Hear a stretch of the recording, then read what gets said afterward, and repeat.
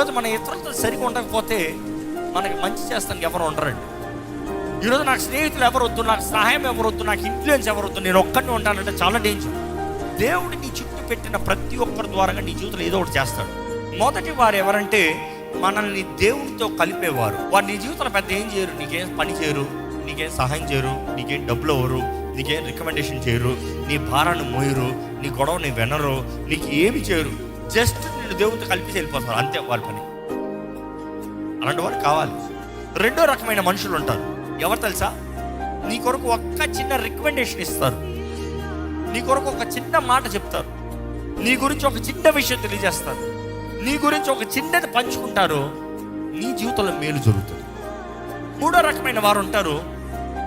ఈ మూడో రకమైన వారు ఎవరంటే వారికి పెద్ద తెలివి ఉండదు అనుకుంటామేమో, వారికి పెద్ద మన కొరకు ఏం చేయలేరు, వాళ్ళకి ఏం పెద్ద కనెక్షన్స్ లేవు, పెద్ద ఏమి జరిగించలేరు, పెద్ద అది లేదు ఇది లేదు అనుకుంటామేమో.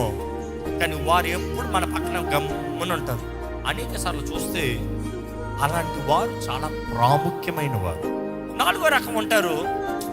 ఎలాంటి రకం ఉంటే మాత్రం నిజంగా గ్రేట్ అండి, you are blessed by God. వాళ్ళు ఎలాంటి రకం అంటే వారి ధన్యులో చెప్పచ్చు. వారు ఎలాంటి రకమైతే వారికి తలాంతులు కలిగిన వారు, అడిగితే చేసి పెట్టేవారు, చిట్టికేస్తే నీకు చేసి పెడతారండి, నువ్వు అనుకుంటే నీకు జరిగించి చూపిస్తారండి.